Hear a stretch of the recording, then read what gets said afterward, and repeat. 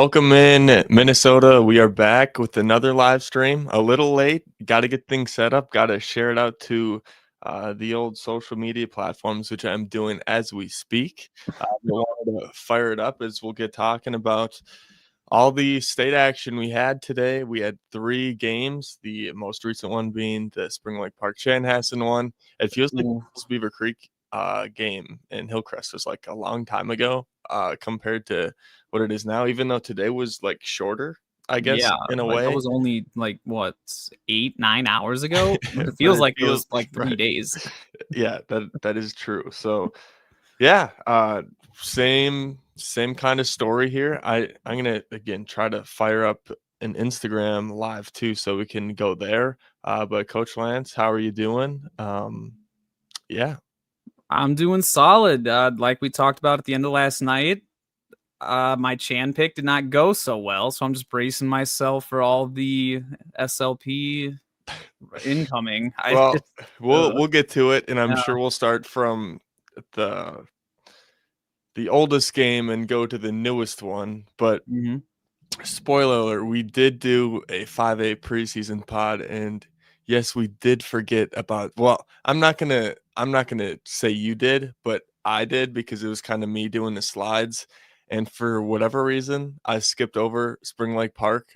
So we didn't even like mention them in the preseason. So we talked about 42 5A teams and not 43 in the summer. And hey, they win in what was a really fun game to watch, which we'll talk about. But yeah, yes. I'm gonna post this out on Facebook, and then I'm gonna fire up the IG live, and we'll get started basically. But we also have Coach Lantz. You explain if you want to join the show. I'll let you do that because you heard me do it a few times yesterday. Go for sure. Everyone just has to email in the subject line up top. Email the MNHS Football Network Gmail account. Subject line Prep Bowl Show. If you'd like to be featured on it, you can actually hop on live with us. All you have to do, email up there, and Caleb will receive it, and we'll see if we can't get you live. If you are presentable, I should say. If you're like chilling at home with a like dark background in bed or something, probably not the best idea to come on. Hey, don't hit on dark backgrounds. You're up there. I was gonna say, seeing as I'm sitting in a dark room myself, but the keyword presentable there. The keyword is presentable. Okay. Bingo. All right, I got it up on all the streams. I'm gonna get started. Are you ready? We already got a comment saying, "Hope them Moorhead boys slept good last night." I got to get the comments pulled up. All right, there we go. Pikachu starting it off early. Like it. Yeah, hope them. Yeah, the Chan's going to be an interesting game to talk about. I can tell you that much. And I'm apparently clicking go live on Instagram, so we'll see how that goes. Yeah, yep. I think Moorhead will be fine. Moorhead's not probably too concerned on that bus ride home or how good they slept last night. They're going to be back next year. All their key players are back. Yes, so. Moorhead will be fine. Like I said, I already picked them to win next year's state tournament. So hey, but let's get into this Hillcrest Hills Beaver Creek game. If you're on Instagram, welcome. This is the first time streaming on Instagram, so hopefully it goes well. I'm not totally sure it is, but my guess is it is. But I can see your comments. I can see everything. Probably the best viewer, what do you call it? Experience is going to be on YouTube. And if you want to join the show and maybe throw a take out there, it's on the screen. So go to YouTube, email us with Prep Bowl Show in the subject line, and we'll get you on the show. We already have one confirmed person, one fan coming on the show already. So that's good stuff. He should email me what part he wants to come on. If he wants to come on in a specific part, Pikachu talking to you. So yeah, here we go. Let's talk about it. Hills Beaver Creek. I got my we got a shirt. Yep. I got my shirt today. So Hills Beaver Creek rolls. It was a lot of, I mean, it was 24-0 in the first quarter. Yeah, it reminded me a lot of the Minneota Breckenridge game from yesterday. Like Hills Beaver Creek just came out all like firing on all cylinders on offense. And I mean, like it looked similar to that Minneota Breckenridge game because yesterday we talked about how Minneota just looked like a more refined, better coach team. You got guys punching at the football, maintaining blocks, block shedding. Just the technique was phenomenal. And I felt almost identical to like with the Hills Beaver Creek game. Because, like, I think I messaged you at some point, Caleb, after that first touchdown HBC got on that jet sweep. The receiver actually cut back into, like, 3 defenders and just, like, barreled through all of them. And I was like, is there a rule in 9-man that only one player can tackle the ball carrier at a time? Because I don't know. Maybe it's just because I like see 6A all the time. I'm just so used to just the physicality and multiple guys on the pile because it's so run heavy. But just seeing that many guys go up and just, yeah, it was very strange. Yeah. I mean, it was, again, a lot of the Metzgers, which if you've watched Hills Beaver Creek, you hear that name a lot. Micah Bush being the other one. But Jamin Metzger, 238, 2 touchdowns. I know Brody Metzger had 2 rushing touchdowns as well. Jamin also rushed for 2. So, you know, the quarterback, but there was a point where Hillcrest, it wasn't that they were coming back, but they at least made it respectable and kind of showed why they were there, because the first half you're like, geez, you know, you guys, we knew, we've obviously seen them play before, at least I have. Maybe a lot of people in the state haven't. So maybe they saw the first half and were like, geez. So that's kind of why I was saying that. But who was it? It was Burge. I think it was Burge. Had this like sideline, kind of like Moss catch, and he caught it and ran into the end zone. So that was cool. Again, making it at least a little bit respectable. But Hills Beaver Creek dominated, and yeah, the Patriots get revenge because the Patriots were in the prep bowl last season. Yep, and they lost. So good for the seniors to go out and kind of basically what happened to Edina, but like back-to-back years, not a year separated from what happened. So yeah, and cool they even topped the team that beat them in the state. It was the semis, right? Because they lost to Fertile Beltrami last year, and then this year they beat Fertile in the semis. Yeah, so hey, they got revenge, and then they won the prep bowl. So that's a cool story. Do you know where Hills Beaver Creek is? That's the question. I'm not from Minnesota. I have no clue where anything is. Well, I know Moorhead is all the way up west. I've actually been to Hills Beaver Creek, so it's pretty much, it's like, I think 30-40 minutes. What would you say?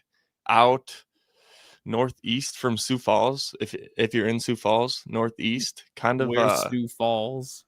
South Dakota.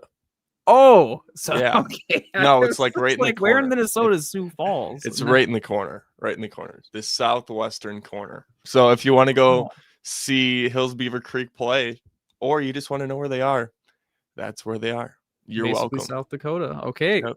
Yep. Should we move on? Sure. Yeah, I don't have too much else to say other than, you know, there was Hills Beaver Creek gave I don't even remember their name now. Goodness. It was Hillcrest. There we go. It was another Hill team.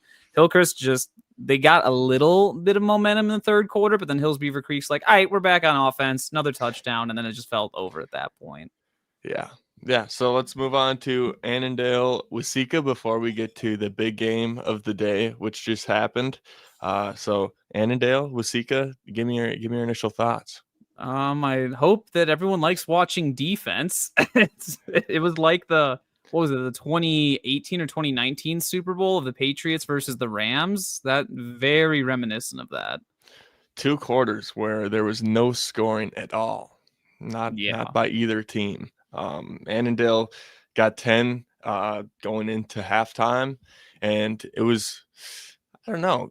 I mean, you brought up stats that made me think my eye test was wrong, because it just felt like Waseca just struggled moving the ball, and they had, you know, their plays to their playmakers because they have a ton of them. But for the most part, they really just couldn't get anything going. And I think that's a testament to Annandale's defense really being that physical, that strong, and that tough. I think there was one player who Purcell. He had 3 interceptions. That one of the guys spearheading that defense, and one of them was before half, kind of like a heave chuck. But hey, he tied a Prep Bowl record for interceptions in a game. So shout out there. Number 6. He also threw a passing touchdown as a receiver.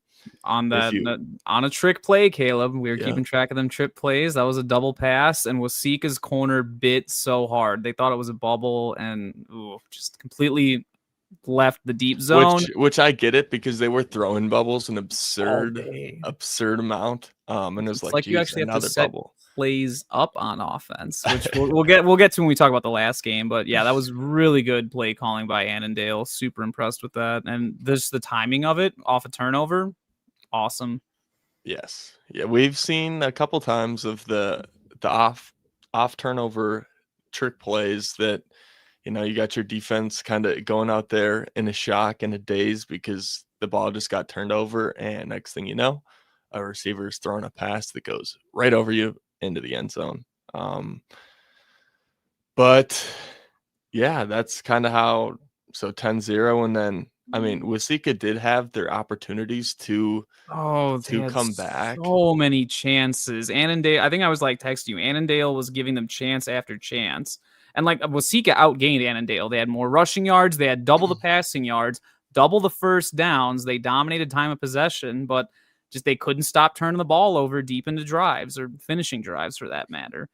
Wasika really had one good drive, and that was the one coming right out of half where. And I think it was mostly on the ground from what I remember. I could be wrong, but it felt like they got the running game going, and that helped them a lot.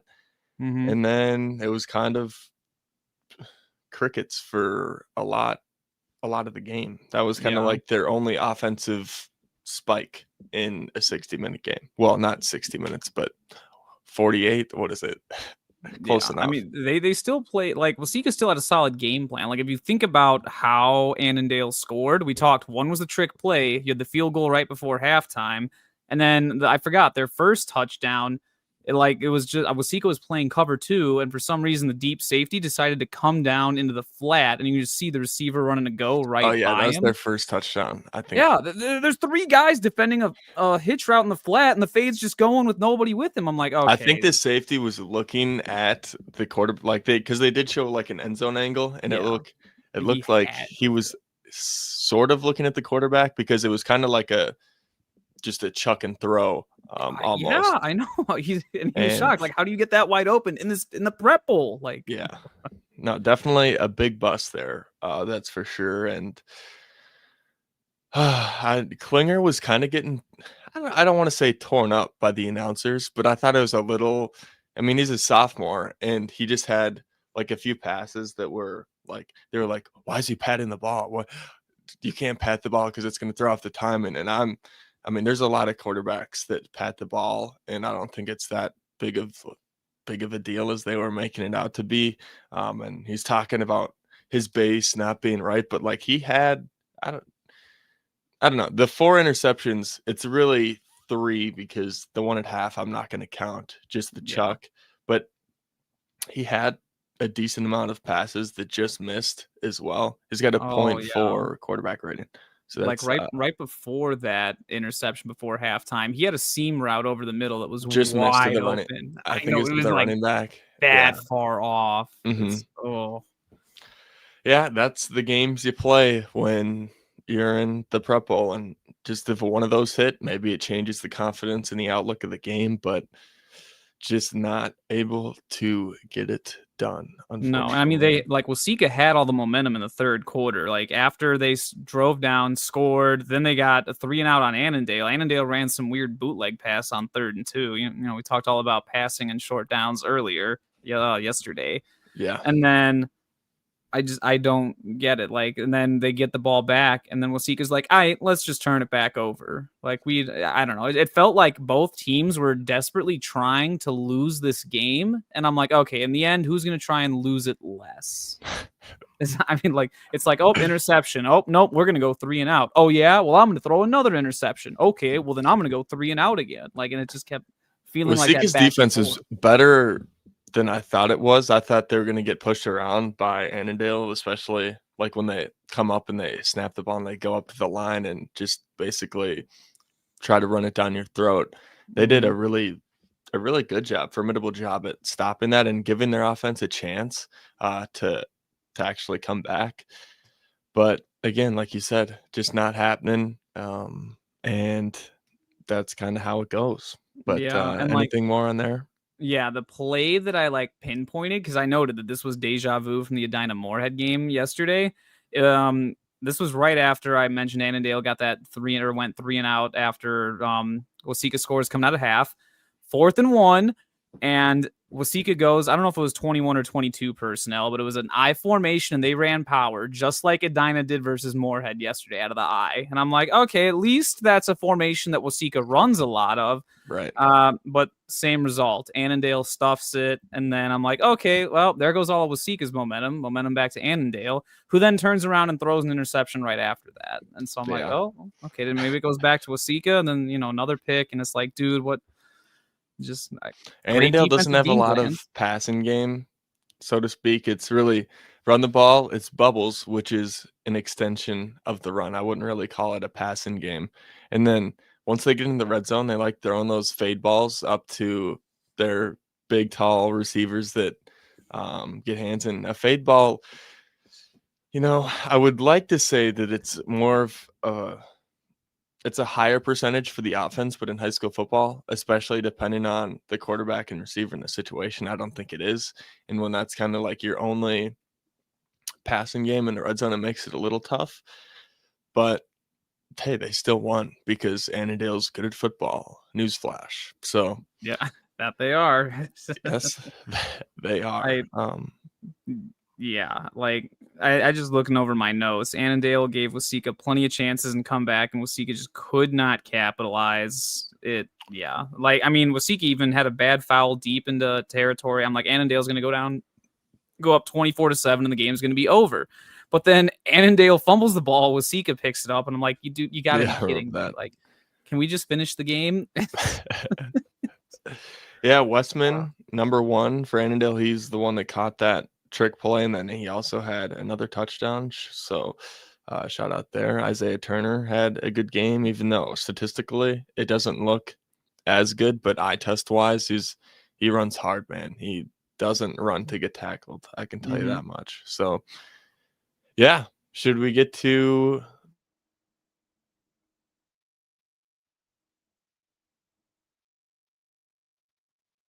Oh, did we lose Caleb?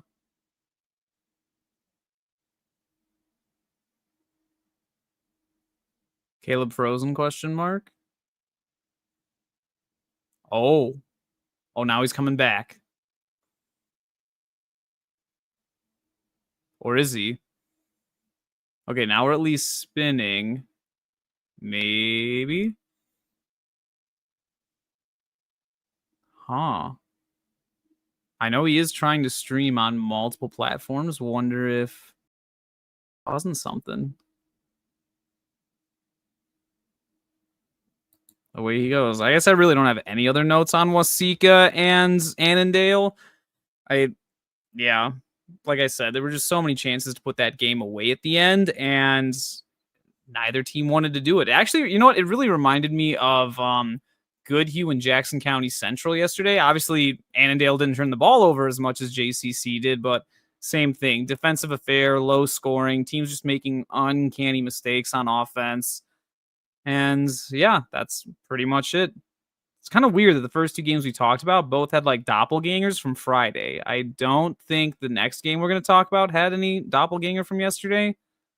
I don't know, man. 5A is like its whole own animal compared to everything else. Unpredictable. Oh no, poor Caleb is trying to come back in as hard as he can. You know what? I did see a comment over here talking about Chanhassen, one of the teams we're going to talk about here, and when we get to the 5A Prep Bowl. It says Chan's quarterback pre-snap arm jerks caught my attention. He got away with it all game, but seemed like something that should be called for a false start. So I think I know what he's talking about. Like every time Ramler came up to like do his cadence, he like threw his arms back like he was almost Naruto running. So I don't know if that's a penalty. The only other quarterback that I think I've seen do that is Jet Feeney up at Moorhead. It's not as pronounced though. He's not like throwing his arms all the way back. It's just like a little like hook and then back up.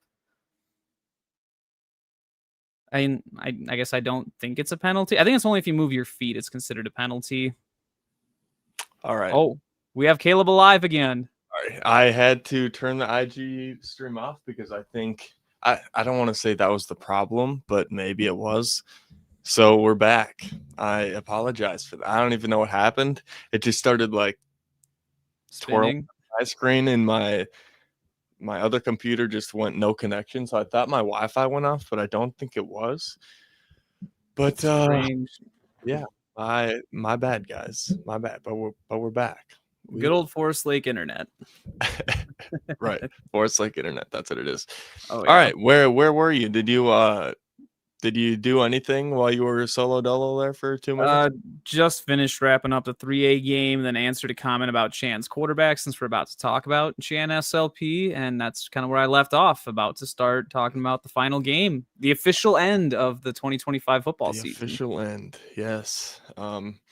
Roach was impressive, at least, especially at the start. He kind of had shades of what happened in the first game, where he just takes it and runs outside and nobody touches him, and he runs to the end zone.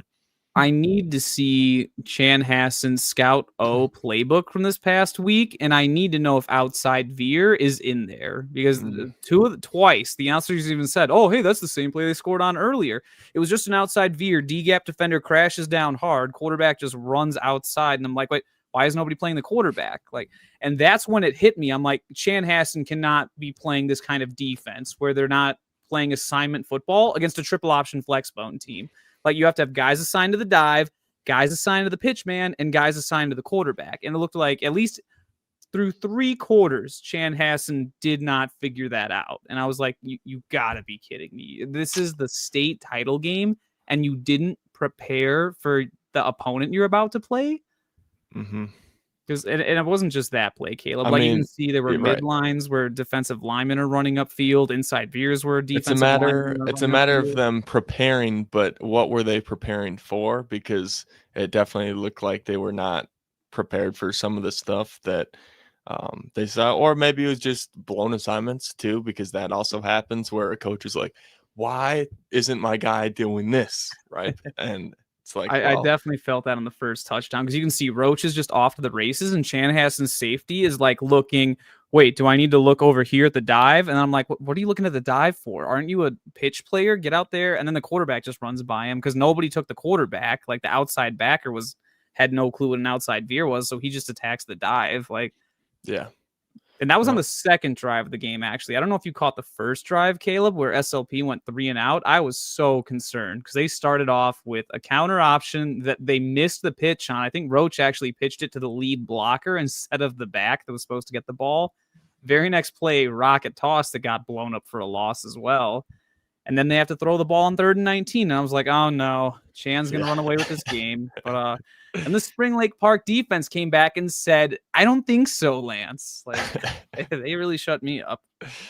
No, for sure. So it was 7-7 after the first quarter. Rambler gets his was it a QB? I think it was a QB sneak, wasn't it? Yep. It was a really kind of a weird one. He was like standing straight up, and it was like awkward. Like, are you gonna push me? Because the Chan O-line got like no push. Like, that SLP front held solid, man. They're like, that Chan O-line was not going forward, and he had to he's like, was the most I can't go anywhere. Straight up quarterback sneak I've ever seen a quarterback do. Jalen Hurts would not be proud of that one. I can tell you that much. Weird that like a 6'5" quarterback can consider being sneaky. It's like, how do you miss a dude that tall out there? But yeah. Yeah, that was interesting. It was funny. I can tell you that much. And then one was okay. I was thinking Roach's pass to Conkler was the next touchdown, but it wasn't.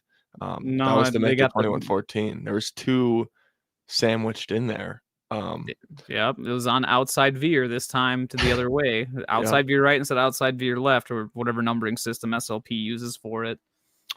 Yeah, Roach is fast, man. I tell you what, he's fun to watch and just a junior, so he's going to be back for Spring Lake Park next season. So that's some good stuff. Great. It's just like Egan having Brooklyn Evans all over again. Yeah, he completed 2 passes for 8 attempts, but he also passed for a touchdown, and it was a dime of a touchdown to Conkler with 2 minutes left. And that was another head scratcher for me. So, like, okay, as a former Jefferson guy, I know all about Chan's defense. Their front 7 like to attack, and they only play cover 0 behind it. Like, that is strictly what Chanhassen does. And for some reason, they would not budge out of their cover 0 against that flex bone, and they just got beat by it. Like, I'm like, dude. Yeah. They eventually solidified their coverage a little bit by the third quarter, but by that point, it's like, well, SLP already has 21 points in the board. Like, why did it take you this long to adjust? Yep. And then, I mean, we're forgetting the Cade Bush touchdown. It was like a wide open seam route in the end zone. It looked like nobody was covering them. I think it looked like they were in cover 3 from what I can tell. That's classic SLP. 4-man rush, 4 underneath, 3 on top. Yeah. Pikachu, I got your invite here ready to send, so don't worry about it. We're good. And then the field goal, it's the only score in the third quarter was the field goal. So you kind of take that scoring frenzy the first half, 21-14. I told you I thought it was going to be a low scoring game, especially the way the game started. And then it was like the opposite of that. And, I was like, and then okay. Roach was like, nah, bro, I got this. Yeah. And then really after the touchdown run in the fourth quarter, there was not scoring. There was a lot of like field position, like punt the ball and play defense. And then we get to the last drive, and it felt like they had a decent amount of time. The announcers were talking about like, you need to get out of bounds, you need to do everything to the sideline, but they had like a minute 30, a minute, and if you get a first down, the clock stops. Yeah. So I didn't think it was as much of like a press, especially early on, because you can get that. If you can get an early big chunk and get it to like the 50-ish yard line, maybe on like a seam, which they tried to do at the end, and it got picked off. But yeah, they did a lot, and I think Ramler was putting it on the money. He had a sideline throw. It was to, I guess if you're watching it on TV, it was to the bottom side of our screen, and I think it was the Bush. And I mean, I think it pretty well should have been caught. I mean, it was a good ball, and to a good player like that, I would expect him to come down with that, even though it is a tough catch, because I think it can be a great ball and it can still be a tough catch. That's one of my core beliefs there. But yeah, man, a tough way for Chan to lose, and Spring Lake Park bringing it home. One of the big mistakes that Chan made was right before halftime. There were like 30 seconds left, 33 seconds left. And I mean, they're at SLP's goal line, and they get the ball coming out of the half. I'm like, oh, here we go. Chan's going to score here. We're going to have a tie game, and then they're going to come right out of half and score again. Like, you can feel the momentum shifting. And then for some reason, Chan runs play action, even though they haven't established their run game. Almost all their yards are coming through the air at this point. SLP's defense does not fall for it. Ramler gets strip sack. SLP recovers. Chan gets 0 points out of the possession before halftime. So, like, that was such a big turning point in the game. And then, obviously, Chan didn't look like they made that many adjustments. Their second half offense was Cade Bush, let's go get him the ball. It actually reminded me a lot of Prior Lake and Colton Gunderson. Just big, tall kid, throw ball at tall kid, go make play.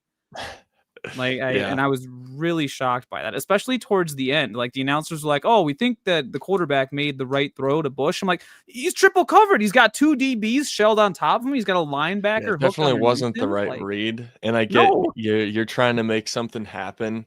But I think that if he was going to try to make something happen, it should have been like an earlier risk. When you get down and you're in field goal-ish range, you don't want to really put it in jeopardy all that much. But yeah, I feel like they definitely, like, it wasn't a mistake of going, because I think the announcer made it sound like they weren't going to have enough time even if the ball was completed.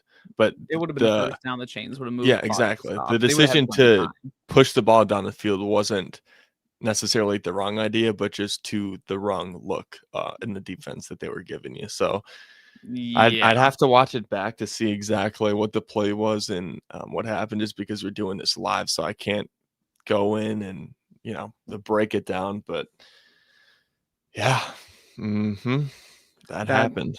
It was so and you know what, the final, like, I want to say 4 minutes of this game was really stressful to watch, because it felt like both teams were trying so hard not to make mistakes, yet mistakes just crept through. Like SLP has a chance to put this game away, and then they went 3 and out. Sure, you burn Chanhassen's timeouts, but then Chan's got 0 timeouts on 3rd and 7. They choose to pass it. Gutsy call, because if that's completed, game's over right there. But it wasn't, and that left Chan. That was an underrated thing about this game, of that passing call. Especially, if Moorhead does it, you're not saying it was a gutsy call, Well, but no, because I trust Jet Feeney throwing the football. I don't know. Like, obviously, Mr. Roach is a fantastic young man, great athlete, but he still plays in the base flex bone offense, and that's what they do at Spring Lake Park from youth all the way to varsity. Right. So it's like, do you really trust him to be throwing a type of pass like that when that's not what your offense is built to do? Like I said yesterday, would you trust Centennial or EP to try and throw the ball down the field in a 2-minute drill? I would not. Yeah, one of the things I was thinking as the game goes, I didn't see 11 out there for Chanhassen. Did you see an 11 out on the field, or is that James Kaufman? I think he's Chanhassen's probably best receiver, but I don't know if I didn't get to see the sidelines, if he was injured or like what happened at all. I have to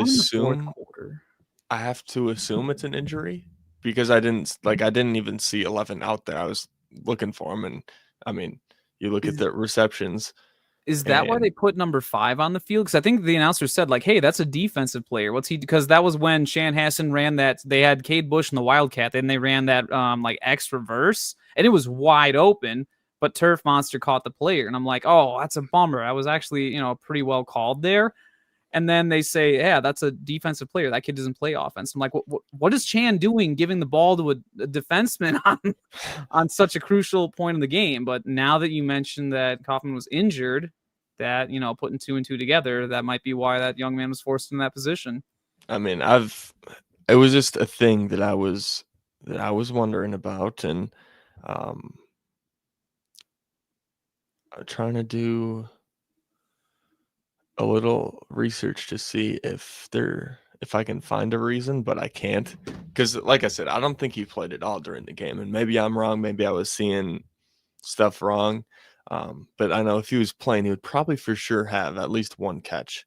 And that's just a little surprising to me, because he is a difference maker, and that was a 3-point game. So 1 big catch can swing that type of thing. And when Cade Bush brings 3 people to his defensive coverage, guess who would you like on the other side of the field? I think I would choose James Kaufman, but doesn't work if he's not on the field. Yeah. And that was a complaint that I had just on that final drive in general. It felt like Chan was really staring down Cade Bush. I get trying to get the ball to your best player, but you think SLP didn't figure out he's their best player by that point? Like, they are staying on him so hard on that final drive. He was bracketed almost the entire way. Yeah, I would tend to agree with you.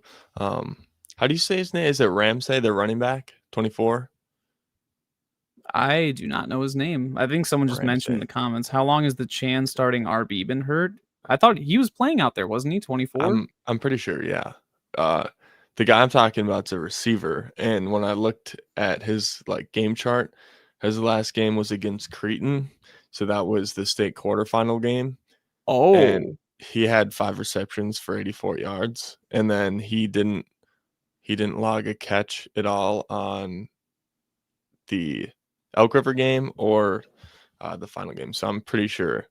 My assumption is that he got injured during the Creighton game, and that took him out for the last 2 games, which is unfortunate because I think he's a senior as well. So yeah, that's a big playmaker loss for Chan. That is definitely rough. It says number 2 was the starting running back. I have no idea who 2. that is either.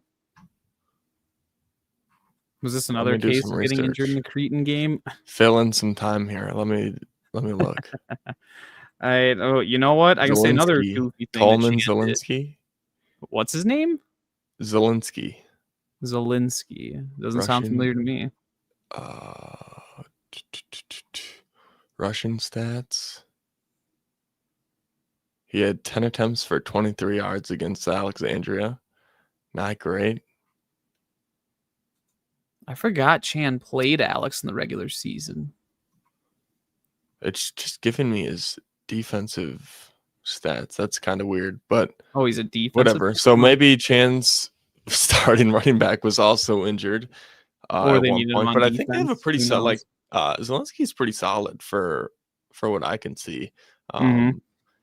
So it's not a total train wreck in the backfield, but definitely having Kaufman injured is definitely hurting. No, but you know it is a train wreck when the opposing quarterback decides to scramble and you're playing cover 0, because then you have nobody to take the quarterback. And especially when your quarterback's Nick Roach and he can just extend plays. Ooh, he had some nasty scrambles. Yeah. Yes, he did. And he was the one making plays for Spring Lake Park. Not that there were other people, but who was the guy that sealed the game with the pick? What's his name? Number 3 or 4, I think. I don't know his name. My mouse not working. I do want to talk about the final 4 minutes of this game with you, because both sides I felt just did some strange things. Skelly, that's it. Great name too. Skelly. Go ahead. That. So, for any aspiring head coach, I thought the final 4 minutes of this game would be a great scenario for you to be like, hey, if I was in either of these coaches' shoes, what would I be doing right now? Because SLP gets the ball back and there's 4 minutes left or whatever. And they immediately go 3 and out. Chan stuffs them that was a chance to end the game and they didn't do that. Ball back to Chan.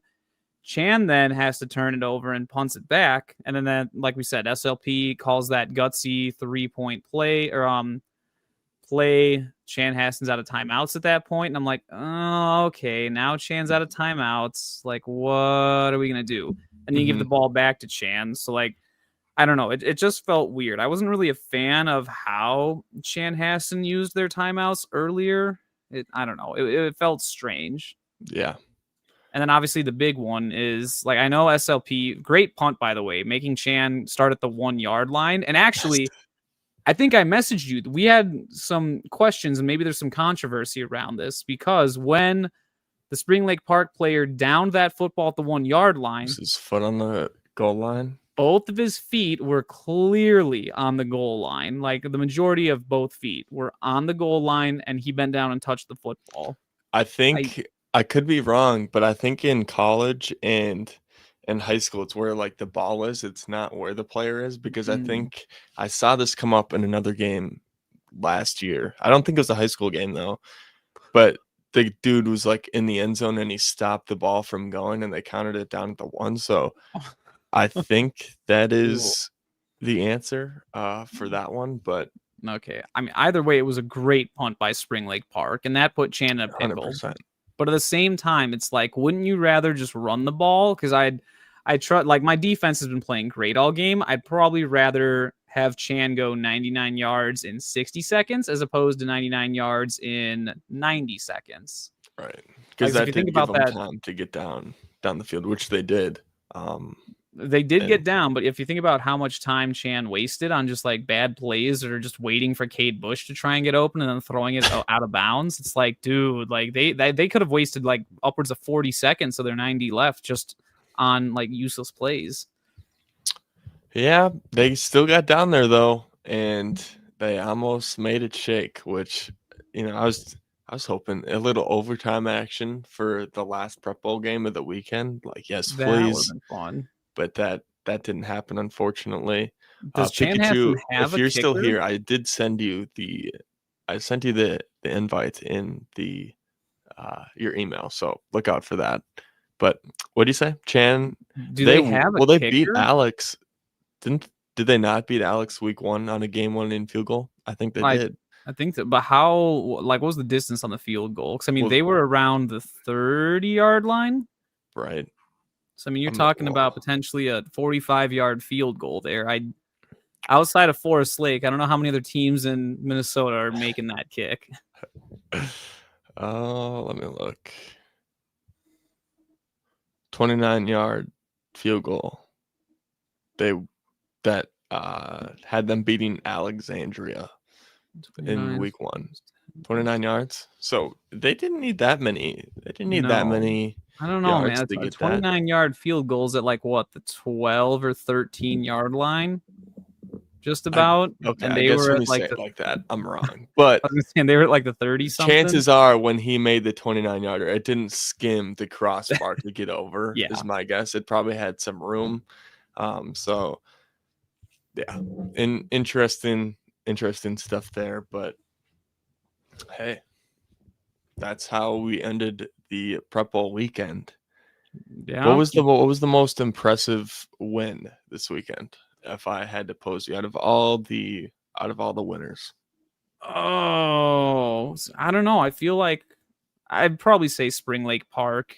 I don't know, because like I feel like a lot of these games were either teams did not take advantage of their opponent's miscues, like we mentioned, Goodhue, Jackson County Central, and what was the one that we had literally right before this? Annandale Waseca. That same thing. Didn't take advantage of all the opportunities your opponent gives you. Mm-hmm. You have your opponent doesn't know how to play defense. We saw that with Spring Lake Park versus Chan, and then we also saw that with Edina Moorhead, where Moorhead's like, what's a Bjorgard? Like, might need to know who that is. I think they do now, but they won't have to worry about it. Maybe if they play each other in hockey, they might need to know what a Bjorgard is. But you know what, Caleb? It's funny you mentioned that, because actually, I think this past Thursday, Edina and Moorhead did play hockey. What, their girls team? No, the boys. What? I'm fairly certain Moorhead and Edina boys hockey played on Thursday, and I think Moorhead won 6-3. But obviously, Edina. Chance. Yeah, I don't think the boys season started. I think you're starting false information. You know what? I'm gonna look it up, because I swear I saw. Well, hey, while you're doing that, let's add our first guest to the show. Welcome in, AJ. How are you doing? Oh, I don't think your mic's working. Are you muted?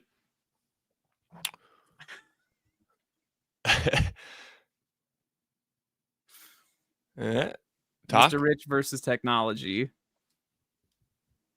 Do we have you? We're running in some tough technical difficulties today with my Wi-Fi going out. Now this one's understandable because he doesn't do this very often, so I'll cut him some slack. Very true. If you can hear us, give us a thumbs up. Thumbs up if you can hear us, but just mic isn't working. Try taking the headset off. Maybe that unplug the headset. See if that works. Can you hear me now? Yep. Oh, yep. There it is. Yep, we got him. You can keep the headset on to look official. Otherwise, you can take it off. That's fine with me. It does not matter at all. How are you doing? Yeah, pretty good. We were talking about what the most impressive winner was. Who the most impressive winner was? Who was your most impressive winner there? Probably Spring Lake Park with their defense at the end. Yeah. Okay. I like that. Coach Lantz, you said Spring Lake Park also, didn't you? Yeah, and I think I was kind of doing it backhandedly, because I was like, well, they just got away with some big plays because Chan didn't play assignment football or prepare for the flex bone. But I mean, SLP's defense, like, I gotta finally give SLP credit, man. They've gone through every possible test in 5A they could. They took down Alexandria, they took down St. Thomas Academy, they took down Chanhassen. Yeah, I definitely can't call them. You know, I can't go back to their strength of schedule and be like, you guys didn't play anybody, because man, did they play people. Yeah, and especially in the state tournament. Like, that is murderer's row of 5A right there with Alex, STA, and Chanhassen. And I mean, their defense showed up in every single one of those games. Chanhassen had to resort to Cade Bush for offense. Like, it's the only thing they could really get going. Get him in the Wildcat. They like doing that. All right, AJ, what's your take? What did you come on here for? What do you want to share to the people? Well, upcoming players for 2026 football season, do you think will be good next year? All right, so we talked about this, Coach Lantz, and we kind of went through a little bit of what we thought. Do you want to start this off, or do you want me to? Yeah, for sure. I think the majority of them probably play for the Moorhead Spuds. Having seen Jet Feeney in person and coaching against him, just the speed at which he processes the game and says, all right, what are my numbers in the box? What's my matchup on the left? What's my matchup on the right? Like, what coverages do I have every time? And the fact that he can decipher all that within like 3 seconds is like phenomenal. It's pretty good. Yeah. We're gonna get to.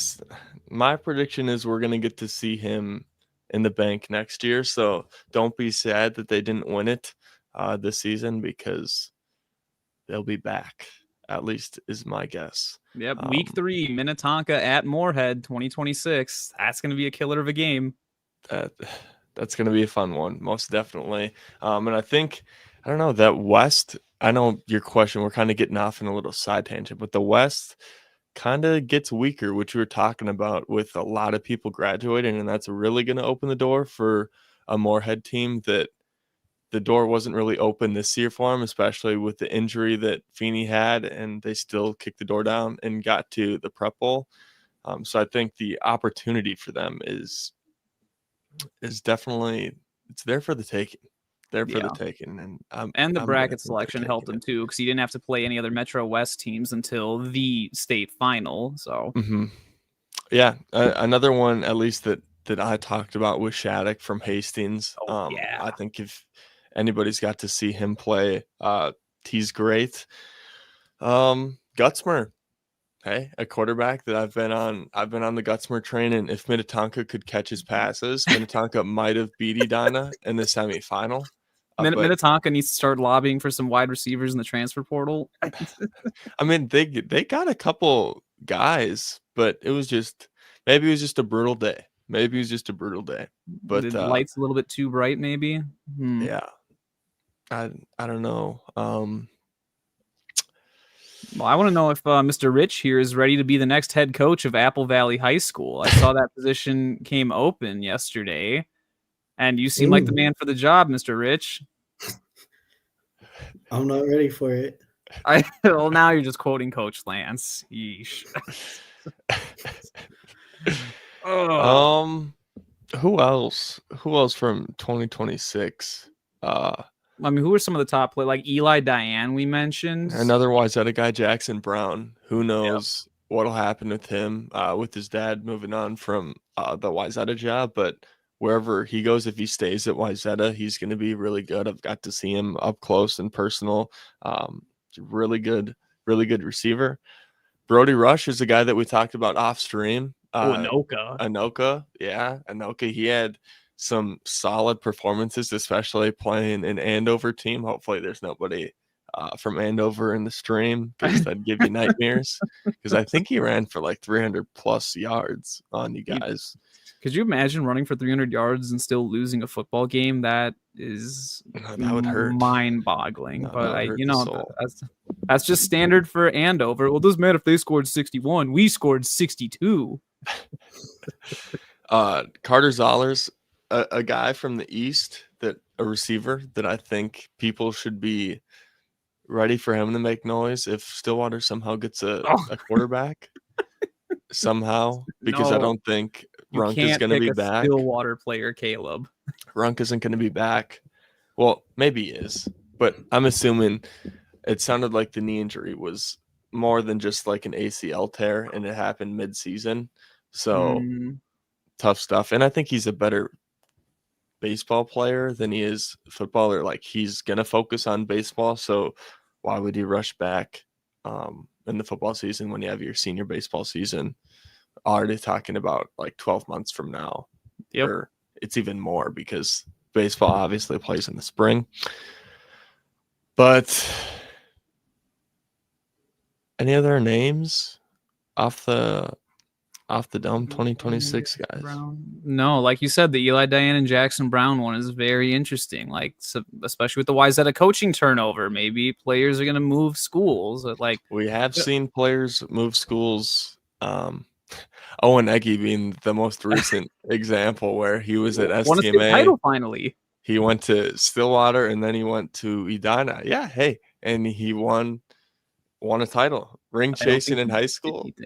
Maybe. Ring chasing. Completed. I tell you that much. You know what? That's big speculation right there. Mr. Rich. We'll do some speculation of where you think that guys like a Jackson Brown or an Eli Diane might transfer to. If they're on the move. Yeah, if they're on the move, Edina might be an inviting target, right? Because they need receivers. Jabari Strader's graduating. Not that Owen Eggy, I don't know if I really saw him this much this season, but that's another receiver that's graduating. You're losing Sawyer Jasinski. Is that how you say his last name? Yep. Something like that. Yeah. You're close enough. That's a good fit right there. Or who in 6A always seems to pull in transfers? Shakopee. Shakopee always pulls in transfers. That'd be dangerous if you throw Eli Diane in the mix with Shakopee and then having Jackson Brown be back there. No, that'd be quite the duo, because there's a comment talking about the 2027 Shakopee guys, which that's McGee, that's Benton, that's Embody.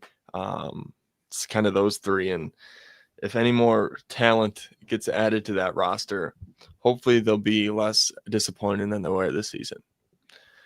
But I know injuries derailed a lot of their season, so that's one of the unfortunate parts. But yeah, they might need to look at a strength program other than training house if they want to avoid some of those injuries, just based on the clinics I've gone to over there.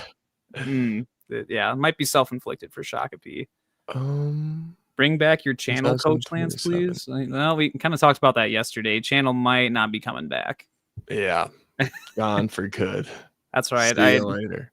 We can have Mr. Rich over here take my place. He'll start doing football live streams. Lucas Phillips, 2027 Buffalo, DN outside backer. Ooh, Buffalo. Buffalo had some big guys when I watched them play, so I wouldn't doubt that they have definitely a player in 2027 to watch, because I feel like they always have big guys and some sort of talent, but it's just a matter of now you got to battle the Spring Lake Park mountain. Play Nick Roach again. Yeah, because I can tell you what, the Spring Lake Park team is not going to go away, and a lot of guys are coming back. So early favorites for next season. I think STA is graduating a lot of guys. But as a private school, I guess that'd be another target. Private schools, when we're talking about transfer portals, they literally have to recruit kids. So STA always seems to have athletes that fit into their system, I'm sure, and their section is very weak. Like STA is going to make the state tournament. I highly doubt, and this isn't even like throwing shade, but maybe Apple Hastings Valley has a punter's chance, but Apple Valley, Two Rivers, and Burnsville, like, wouldn't get my hopes up. What did Burnsville do to you? Burnsville, yeah, no. And going back to Buffalo, Buffalo, I think is still going to be solid because they're playing in 5A. If they have to go back up to 6A, then different story. But they seem to fit pretty well in 5A. So formidable, yeah. For sure. I think they're going to have to replace their quarterback, who is a stud for them this season. But, hey, that's a lot of teams in the state are going to have to replace their quarterback as well. So Caden Harney and Mason West, two big ones. Connor Johnson for Forest Lake. Yep. We kind of talked about this. Cedric Combs of Eastridge. Cedric Combs, yeah, that's another one. There's going to be a lot of off-season stuff that I'm going to really look forward to get into the camps and what have you. The extracurricular activities, go to see some of these 7-on-7 teams, because I think I noticed Gutzmer in the offseason when he was at the 7-on-7, and I think he played for Hitmen as well. So just like seeing some of these guys at just events outside, you can really start to even predict, just because, what wins in high school football. Coaches, they like their scheme and everything, but Coach Wilkie once said genetics are undefeated. So a lot of the times when you look at some of these 7-on-7s or practices, you can see the players, and usually it's the players making it to state. Usually it's one of the best ones. You're spot on, Kale. I mean, think about all the state champions that we've seen. Like Jackson County Central had Roman Voss. Spring Lake Park had Nick Roach. What were some other ones? Duran Russell. Yep. Chase Bjorgard. Chase Bjorgard. Can't forget Chase Bjorgard. The funnest running back in the state to watch. Yep. Yeah, but you're right. Every team that like won state has that guy. Yeah. So I guess if you want to win state, you have to have that guy on your team. Yeah. No, there's definitely are you guys doing a show on your all-state team? Well, I do have a podcast with Prep Red Zone, Oliver West. He's coming on December 2nd, and we're going to be drafting. We're going to be drafting our kind of like fantasy team or dream team, and there's going to be some stipulations on it, like you have to have at least one guy from each class, and you aren't able to double up on a team. So like I wouldn't be able to pick 2 Minnetonka players. Once I take a Minnetonka player, I would have to choose a different guy from 6A on the other 31 team. So, hey, that's going to be a fun off-season podcast that we're going to do. I think that's going to be pretty much, I'm just going to call that the teams, and that's going to kind of be our version of all-state team. But yeah, that'll be fun. Can't wait for that. It'll be in some off-season content coming for you guys. But Mr. Rich, you got anything else before you part ways? Nope. No. All right. Well, actually, I have one more question for him. So, Mr. Rich, when you got questions for him, I love it. I do. We have to make sure that we quiz our guests when they come on. Mr. Rich, when you do get the head coaching job at Apple Valley High School, what offensive and what defensive schemes are you going to utilize with the Eagles? The ones that we used at Jefferson back in the day in Power T. Power T.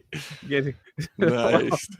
But Jefferson's a 10 personnel spread offense, and the Power T is a polar opposite of that. How are you going to manage running both of those at one high school with a limited number of kids? I could do it. Stump them. Apple Valley is definitely a team I would not want to run the Power T with based on their personnel. But hey, I mean, if you want to, go for it. Interview, get that job, and get running fast. Mm-hmm. Definitely. All right. Well, hey, thank you for joining the show. Appreciate it, and appreciate your support of watching us too. Appreciate it. Mm-hmm. All right. Okay. So hey, our first guest is on the board. That was fun. He got to quiz us on some 27 players, right? Class of 27, yep. That are going to be seniors. So I forgot about Blake Betton. That was another one that I mentioned his name. Well, I think I mentioned his name in the Shakopee comments, but yeah, a guy that has multiple D1 offers. We got 17 viewers in here. One person, you see it on your screen. Email Minnesota High School Football Network or whatever. You see it on your screen. Subject line Prep Bowl Show. Once you do that, I'll send you the link to get on here, and you can give us your high school take. It can be about what just happened. It can be about the future. It can be about whatever.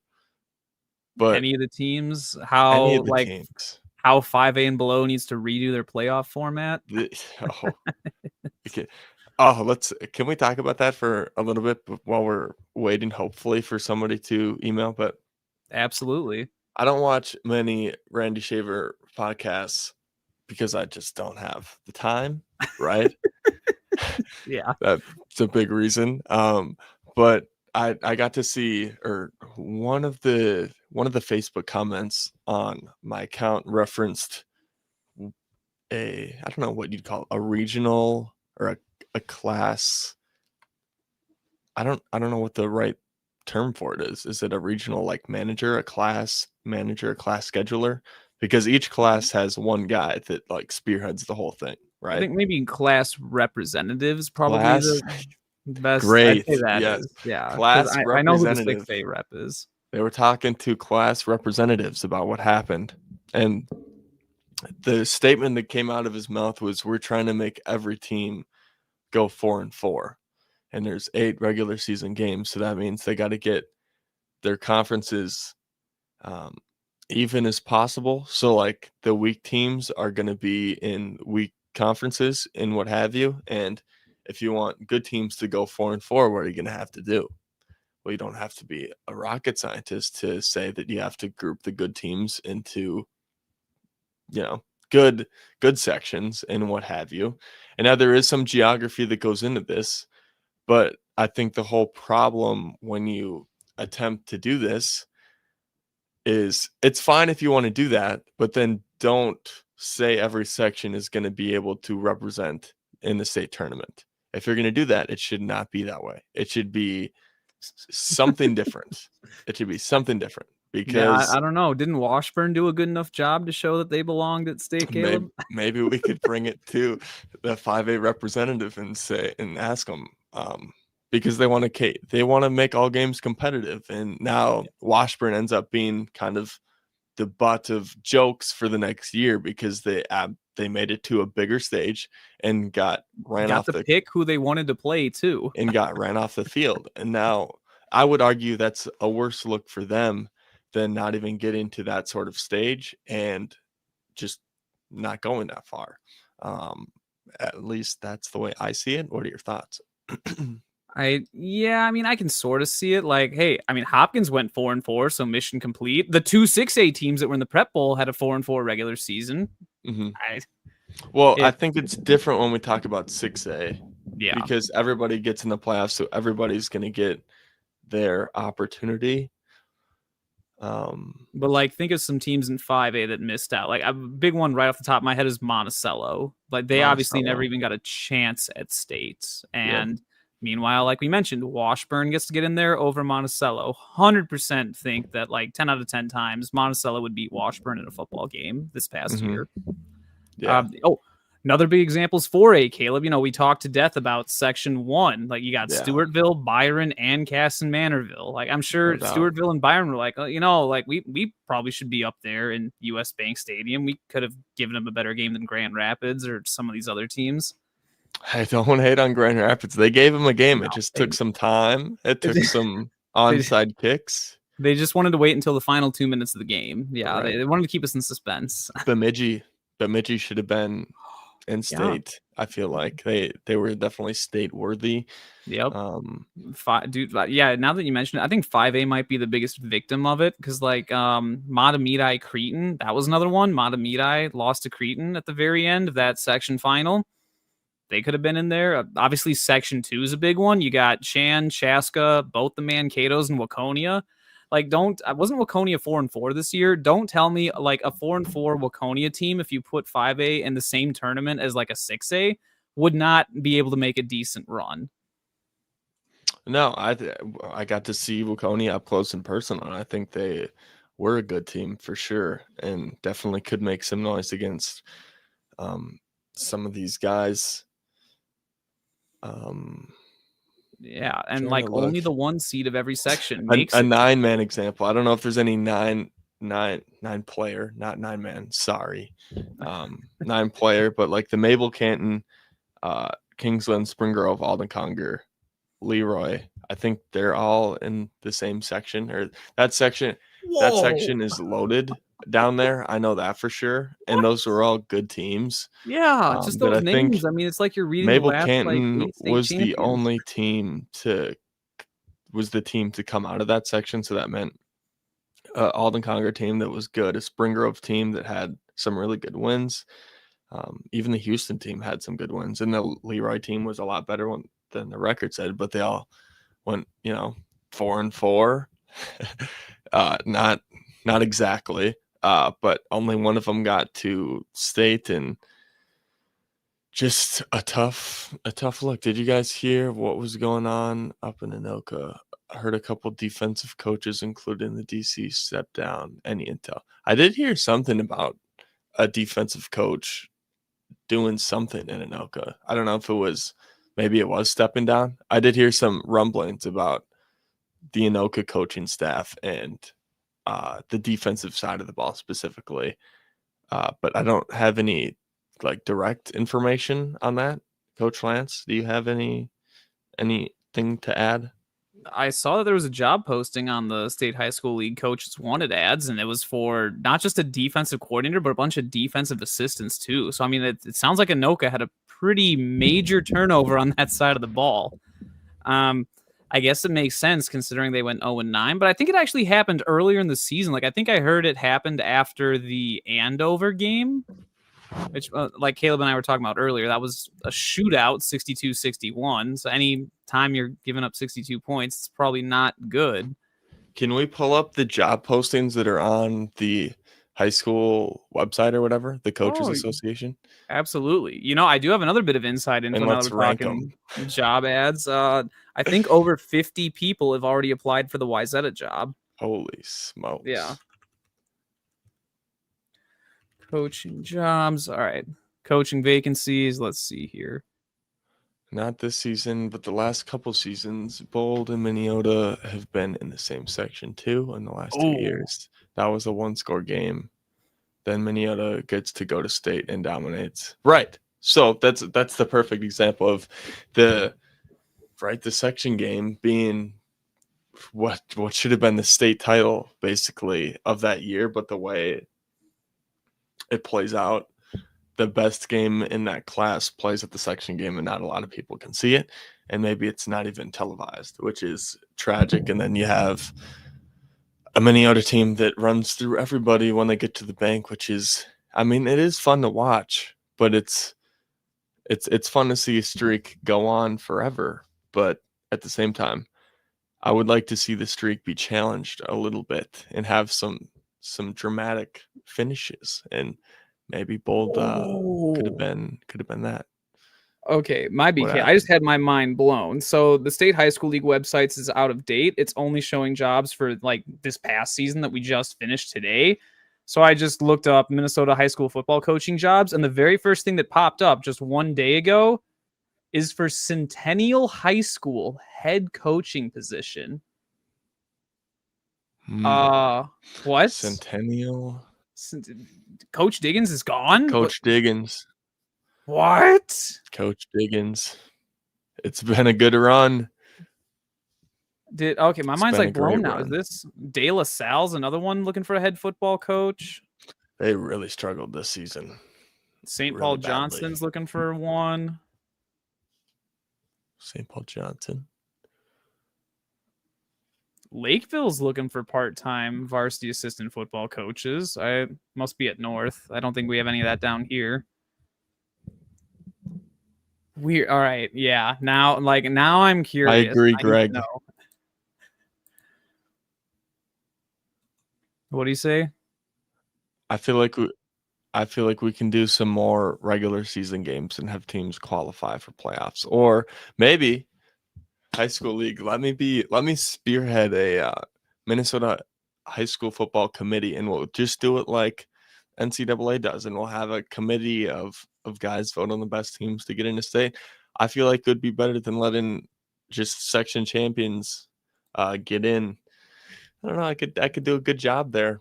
Just saying, I could get some good matchups. But is there enough to share your screen? Is there enough information? There we go. Yep, we have some fun stuff here. So first one, St. Thomas Academy is actually looking.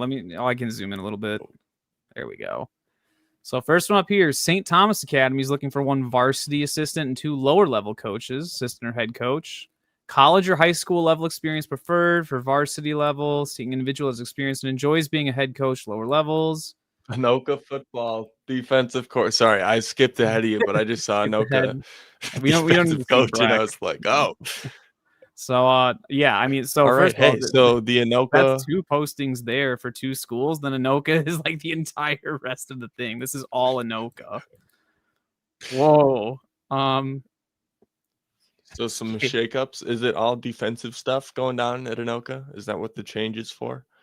Join the Anoka seeking Defensive coordinator dedicated, and enthusiastic defensive coaches, defensive coordinator, and defensive assistant coaches. I mean, that's plural, so that tells me that's at least 3 plus a DC plus other coaches. So I guess if they anyone must have is not liked how their defense played this season. no, something must not have. I mean, they did not win a game this year, so there's that. But yeah, I guess things did not go well in Anoka, which is kind of funny considering they ended my season in 2024. But yes, hey, we got somebody. We got somebody. Ooh, Are you ready? We have a taker. Yep. Keep talking until he joins. But I just sent it. I think Awesome. I won't say his name yet, but he should know who he is. Staff And you've been. I just sent you a link to join the show. So searching for coaches who want to grow with us and build a program capable of returning to U.S. Bank State. Oh, okay. We are searching for coaches who want to grow with us and build a program capable of returning to U.S. Bank Stadium in 2026. I know we mentioned Mr. Rutsch and Mr. Sieben on offense. Is Anoka going to have the defense to compete? And you know what? I'm actually going to say no right off the bat because remember, Caleb, they're in Section 5 up in the Metro North. That means in the first 2 rounds of the playoffs, they have to play a team from the South and a team from the West just to make it to state. So, hey, West is trending downward. I think Eden Prairie might be my early favorite to except for Moorhead. Yeah, I was about to say that. There's a big potato-shaped shadow looming over your pick. And I literally said that they were going to win state next year. Okay, so calm down there. There's no Moorhead, but like the next best team, I think, is going to be an Eden Prairie team. At least the way too early next best team because I haven't done, in my opinion, might change on that, but yeah, for what it's worth, I think that's an interesting tidbit in the old job posting there because now I don't think a lot of job postings put capable to return to the state championship in whatever year they were in. So I think it shows that they have the expectation that at least offensively, they have what it takes to be able to make a deep playoff run. And I honestly would agree with that. But just a matter of reining in the defense here. Let's get to a comment. What teams do y'all think should be removed from 6A and what teams should be added to 6th place? So is this like we're living in fantasy land? Here, we'll actually I think I sent him an invite to join the show, so we'll let him join to talk about that. Yeah, that's going to be a fun topic. John Hooper. Let's go to John Hooper. What current Minnesota high school varsity head coaches could you see moving up to D3, just like Mr. James Hedberg did going from Ricori to St. John's? That dude is an amazing coach. I went to one of his clinics this past spring. Just the way he talks about football, not just even the way he talks about football, but how he carries himself, the energy and just the aura. Like that dude aura farms so hard. Yeah.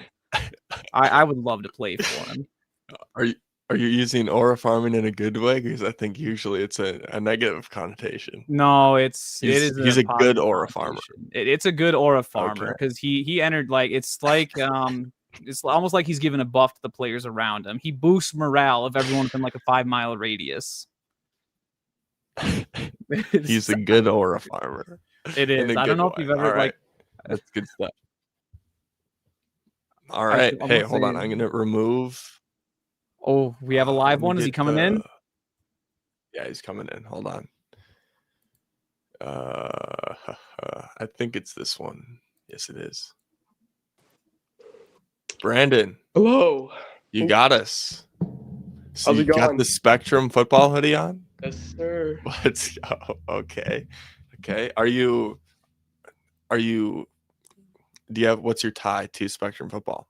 I played 4 years, and I was actually a captain there for 2. Okay. What year did you graduate? This year. Oh, this year. Oh. So 26? Yes. Okay. I love it. All right. So what's your take? What did you want to come on here for? What do you got? So I don't really have like a take or anything like that, but I just want to ask you guys, what teams do you think should be like removed from 6A, and then what teams should be added to 6A? So is this like a realistic thing that you want us to go through, or are we just like straight picking in our own world what teams would be removed? More of like a realistic thing. Okay. Well, I guess the teams that were on the bubble for 6A, Coach Lantz, were I'm on it. Forest Lake was like 30th. Yeah. Coon Rapids was Do we want to talk a about bubble like team, Apple Valley. do we want to talk about who's going to go up, who's going to go down, or both, and what order do we want to do? Because you know me, I'm a nerd and I got all kinds of numbers here to look at. Let's do both. First, starting like who's getting like removed. Yeah. So who are we kicking out of 6A in this next session? Number one for me getting removed is Coon Rapids High School. Because they're the only team that opted up by choice, and that was just to save Apple Valley. You know what? Double header. I'm going to say Apple Valley cannot escape. They had the 6A bullet that they dodged in 2025. They have a 6A missile coming at them in 2027, and their new head coach is going to have to deal with that. They're not going to be able to avoid. No. All right, so we got our first flip-flop. Yeah, so I'm going to say they flip-flop. The next two, like the actual cutoff point, was between Apple Valley High School and Forest Lake High School. Apple Valley was at 1636 for athletic enrollment, and then Forest Lake was at 1642, and Forest Lake's actually tied with Andover at 1642. So they're tied for 30th, 31st smallest schools in 6A. So I think if we're looking for trends, Andover went up and Forest Lake went down, since the last enrollment cycle.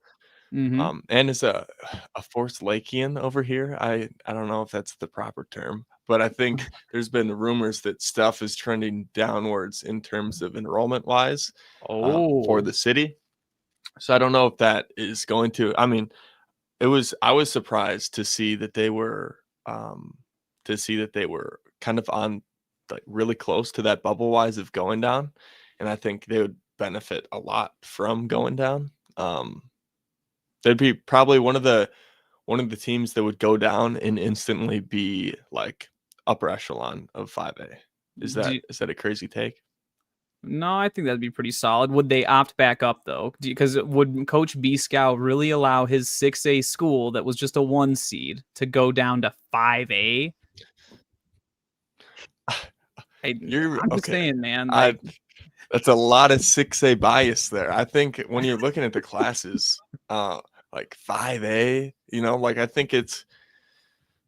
I mean, look at what Buffalo did. They could not compete in 6A, and then they go down to 5A, and they make it all the way to the section final. The only team they lost to went off to win state. So why wouldn't you?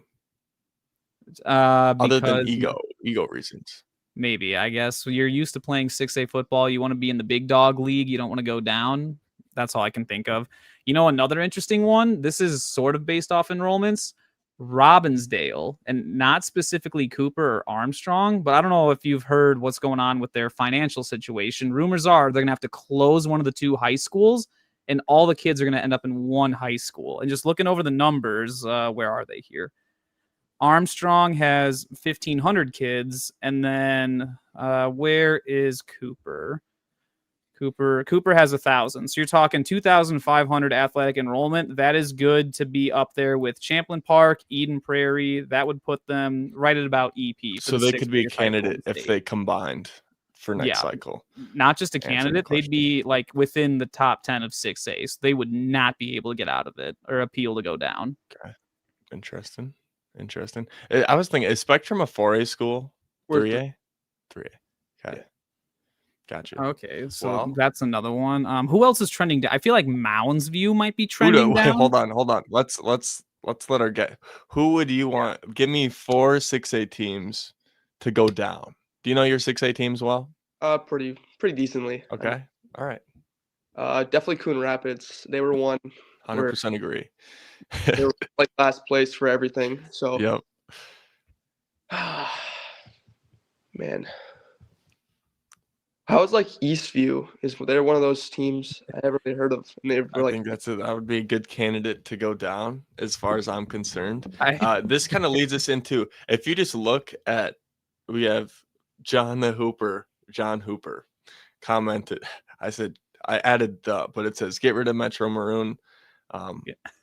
We can tell his feelings about the Metro Maroon, but the Metro Maroon is a team where it's basically like the schedule relief for 6A. So I think if you look at it, I know Roseville's pretty solid in the enrollment part, but just like based on if we're trying to make everybody go 4-4, like the dude said, Roseville would be a team. I get it has to go off enrollment, but if they weren't, I would tell them to go down.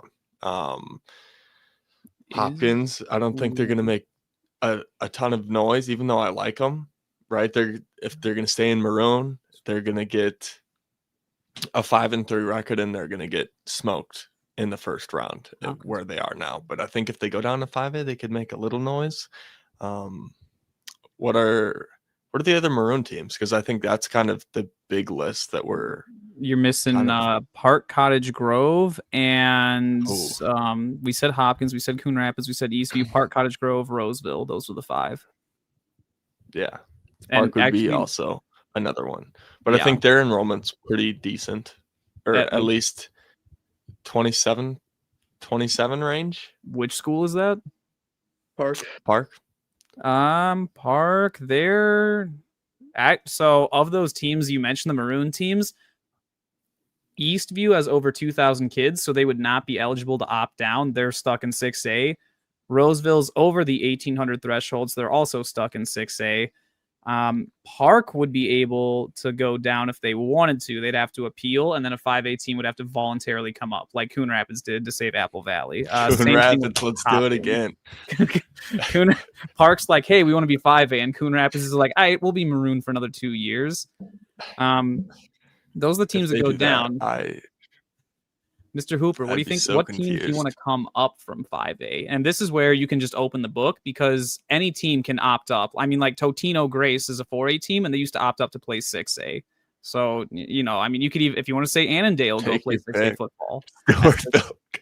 It's possible, man. Stewartville and Annandale, let's go 6A. Yeah, let's just take Annandale because they were in our section. Take them, move them all the way up to 6. Yeah, so you guys don't gotta mess with them. Yeah. Put them in Metro West. We can get Moorhead, Annandale. There we go. No, but being for real, probably I think Elk River was one of those teams that was like on the threshold from last year. I think they should probably get moved up. I don't know how well they would do in that 6A. Like, I think they do very well. Really? Oh, yeah. Especially because they'd be in the Metro North with like Champlin, Centennial, Anoka, Andover, Blaine. They saw how good one Power T offense is in 6A, and it's not like there's another one, right? Yeah. And Lakeville South caused a lot of problems with the offense that they did, and until they ran into Moorhead's defense, which kind of sounds funny to say, because I would have never expected saying that. And I know probably Moorhead hurts for you being against Centennial and Lakeville South. Yeah. So Elk River, that's a good one. I like that one. I'd be in favor of that. Possible one pending boundary redraws too. Yeah. Spring Lake Park, just because they won the state championship. I feel like the 5A champion should be moved up to the 6A just to see if they. That's hot take. No, I kind of like that. If there wasn't realignment, like if we were doing just like.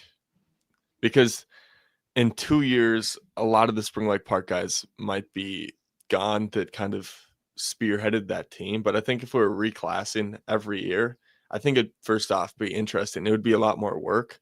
But if we were reclassing every year, I think it would be so fun to see that state champion get moved up into like the next class. And that would avoid the whole like Minneota thing, because you'd see like how far it would ruin any win streaks that any program can get, because you're kind of punishing the state champions for winning state in a way. At least that's how they would view it. And then that same team that you guys wins won state. Yeah. But then that same team that wins state is not the team that's going to be taking the field the next season. Like we said with Maple Grove. That's like the problem. 2026 Maple Grove is not going to be what 2024 and 2025 were. I'm just putting that out there as a way too early locker room material there. Yeah, and Spring Lake Park, and they were actually pretty close. Were you going to talk about this? How they were pretty close to moving up to. It was one of the 4 teams. I don't know if you were following my account in the spring when I was kind of like reporting a lot of like the class speculation. But in talking to one of the ADs in 6A, they mentioned Spring Lake Park as a candidate to come up, and that was the first time I ever heard that. So but the Spring Lake Park guys that I talked to were like, I don't know, but I feel like they could have done pretty well. Go ahead, Coach. So you want to know the background on that? So the speculation happened because the State High School League actually called Spring Lake Park about coming up to 6A when Apple Valley had appealed to go down, because obviously you got to find someone to take Apple Valley's spot. But lucky for SLP, Coon Rapids saved them, and SLP got to stay in 5A and win a state title. So, you know, if I'm SLP, I'm probably donating a few chicken wings over to Coon Rapids, thanking them for a state title in 5A this year. No, that's great. That's a great point. But I guess the only. All right, so we got 2. Yeah, Elk River and SLP. And then I'd probably go with the last 2 would be Alexandria and Chanhassen. Oh, yes. The Moorhead thing. Moorhead got moved up from 5A. Alex and Moorhead were weren't they like kind of rivals? Some ways. I mean, I would call them that. Yeah. Moorhead Alex is. They played some fun games for sure. Some fun games for sure. It's hard being, so far away from the rivalry to get, a good feeling for like what kind of rivalry it is, but they did have some really good games. I'm sure they don't like each other. So, hey, bring them in, and then they'll have one. It would probably be, would it be a Hopkins that has to go down? If we're doing that, would they join the West or the North? They would see, that's the other thing because all those teams like Elk River would be the North, SLP is probably the North, maybe the East if you're really pushing it, and then both Chan and Alex would be the West. So that means some teams would have to leave the West and you'd have to shift things eastward depending on what teams go down. Also, if Chan and Alex join the West, they have 1,300 and 1,200 students respectively for athletic enrollment. Could you imagine being that team and having to go play Minnetonka and Wayzata, who have over 2,000 more students than you? Just in athletic enrollment. That's a lot. But I think it is a good point. And kind of when you do the candidates, a lot of us are thinking, it's got to be metro-ish. And you said Alexandria, and that's one where it's like, ooh, that's kind of way out there. But if they brought Moorhead in 6A, there's clearly no, sort of boundaries that you are restricted to. So I think that is like a good point of saying, like, an Alex could potentially, come on. Let's get some more spread offenses in 6A. There's already way too many. Hurting for it. Are really? I don't know. See, I feel like 6A has the perception of there's not that many spread offenses, but I think more than half the teams are actually spread. You know what? Let me see if I can do it off the top of my head. Moorhead, Andover. Okay, go ahead. So Moorhead, Andover, Anoka, Blaine. Do we count Champlin Park? Because they do a lot of 10 personnel, but they also have 12 personnel. They're kind of like a Chanhassen. They're like fringe spread. I'm not going to count it. All right. Edina, Minnetonka. I'm going to count Wayzata because, even though they're 11 and 12, RPO, similar to a spread. Skip the Metro South. Nobody down there does anything but runs the football. I guess Stillwater depends on if they're being stupid with the I formation. Mountain View is a spread. No, not this year. Eastridge, I'd say, is historically a spread. I'm only at 10, Caleb. This is bad. Would you consider Woodbury a spread? Yeah. That's 11. Yeah. I don't know about. But a lot of these spread teams don't have an identity of passing the ball. When I think Alexandria, they are spread in their like air raidish spread, where I think that's a different spread offense than a lot of the 6A. Yes, because Woodbury spreads to run the ball with Mark Mathis pretty much. Blaine likes running their quarterback. They don't like throwing the football as much. Tonka doesn't like passing the ball. No. Right. So that's because they don't have wide receivers. Spread offense. Yeah, it's because they can't catch. But yeah. All right, so I think those are 4 good potential candidates to come up to 6. And I think they are noteworthy. Like, they could make some damage. I think if you were to rank this 4, my top pick for that would be Elk River. Oh, was more power to you. I mean, I feel like doesn't Elk River's AD, isn't he in like the high school kind of like circle or whatever? Doesn't he have kind of some say in? I feel don't like I've heard remember that if he was the before. 5A rep Maybe or I'm not. He making it might up. have been. I know Minnetonka's AD is the 6A rep. He might be, if he wants to stay in 5A, I bet he would stay in 5A rather than. But they may not have a choice. You know, we mentioned the boundary redraws coming to District 7 to 8 because Rogers High School is just overflowing with kids. I've heard any rumors from Elk River is going to get more kids from Rogers and they're going to get bumped up to 6A as a result. I've heard they're considering opening a 4th high school up there just in the city of Otsego. So then Rogers would potentially go back to 5A. Like, there's so many scenarios on the table right now for up there. Can I say one thing about Oak River real quick? Go for it. They had a ton of seniors this year, and most of their running backs, like their starting running backs, are all gone after this season. So I think Clefman's the only guy coming back, at least in their backfield. They have, like, Clefman, I think, is their main running back. Yep. He's back, and then they have 1 or 2 more that are like that didn't like start, but got some decent playing time that are back. But every single year, those guys lose a lot of their running backs, which kind of sucks for them. So like every other year, they usually have a really good like running, like not running year, but just like a year where they go really far in the playoffs, like 22 and then 24 last year, where they both won state. Yeah. Ignore 2023 Elk River though, stuff. That was Give us a bad year. Like brand new running backs, I'm pretty sure. So it's give us your hottest high school football take before you leave. RS says it's not true about the Elks. He trusts the Elks. Well, not just trust. Maybe he's got some insider info. Maybe. Well, I mean, you did say, Caleb, that Lakeville South had a lot of turnover. We lost our quarterback and all our running backs, and we made it all the way to the semifinal and took down Maple Grove on the way there. But not a lot of people have a Griffin Dean and laying around. True. We built back. Becker's back, who had 15 TDs. All right. Well, hey, we'll see. We'll see. Yeah. You know, I do have a question for Mr. Hooper before we send him off. Yes. So you were talking about teams potentially going up, and you had some really good examples. What are your thoughts on Park Center potentially having to join 6A? Because that's another school district, Maple Grove, Osseo, Park Center, where they're going to have to move a lot of kids west because Maple Grove's crowded. So Osseo kids go to Park Center, Maple Grove kids go to Osseo. And Park Center might get bumped up to 6A because they are right on the fringe right now. They're just below Coon Rapids outside of the bubble. Yeah, my dad actually went to high school there, so I'm sure he would be not too happy about that. But if they get moved up, they get moved up. I mean, if that's how it works, then if they can't appeal it, then I guess that should be. Depending on enrollment, an appeal would be good there. Would they be any good in 6A, do you think? I mean, they're not too hot in 5A right now, so I don't. Just Park Center, or are they combined to somebody? Are they with Osseo? I think it's just Park Center. Yeah, that'd be just Park Center. I have heard rumors though that potentially Osseo wants to co-op with Park Center. So I don't want to see Park Center in 6A. No, I don't either. If they join another school, I'm for it. No, we do not need more Maroon teams. The less Maroon teams, the better. To be honest. Did you come up with your hottest take? I'm sorry, I'm putting you on the spot, but I mean, yeah, that was pretty tough. But I guess what my hottest take would be Spectrum winning the Prep Bowl.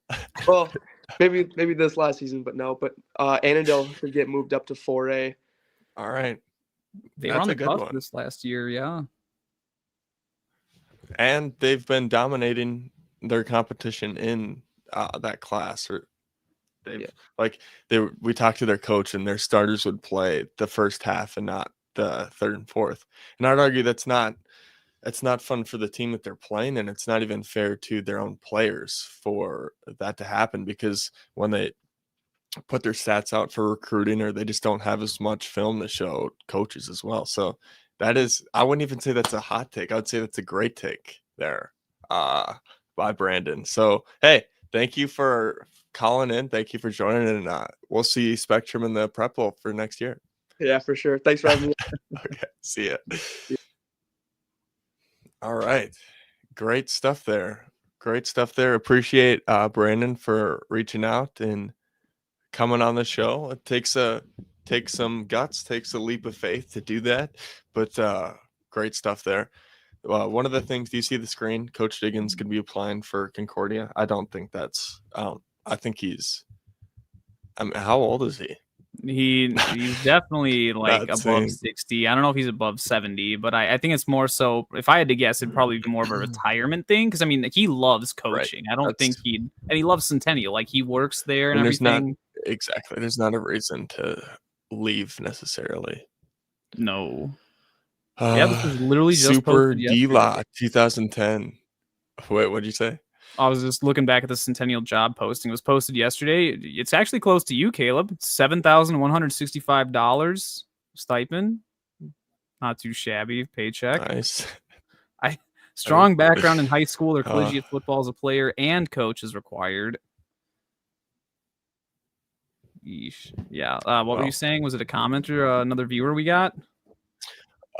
I don't know if you could move Chan and not Chaska. That's a long time rivalry. Well, I think as long as we're moving classes, I don't know if we're just discounting rivalries or whatever, but I think in the class movement, some of that's going to get sacrificed, which kind of sucks.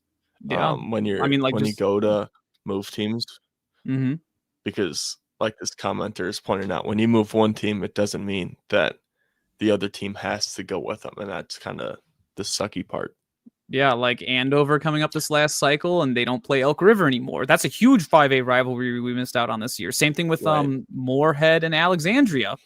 Those guys are always battling for Section 8, and now it's just gone. So I don't think the State High School League cares. And you know what? Positive look on things, you can look at it as a way of, hey, we get to form new rivalries now. Like, now we can speculate who Moorhead's new rivalry is going to be. Maybe Edina. There's a little rivalry brewing there. Yeah. And over Centennial. I think we should get rid of the 6A teams play 6A teams thing. I think it would be fun to see some 6A teams play some 5A teams, and if the schedule, it's not going to count towards the section schedule, which we had like a Cretan Elk River game at the end of the season, that they were literally playing the game for what reason were they playing the game? Because the section standings were all decided already. So I mean, if you're going to do that, let's get a 6A team in there. Let's do something fun to make it more intriguing. I don't know. There's 32 6A teams that agree with you, and the other 500 or whatever, 300 teams in the state are all saying no at the top of their lungs. Well, obviously you'd have to agree with it, okay? Yeah. So, but it would be the more premierish teams to step up and play. Because honestly, if you're in Annandale, or that's an extreme example, but if you're in Elk River and you're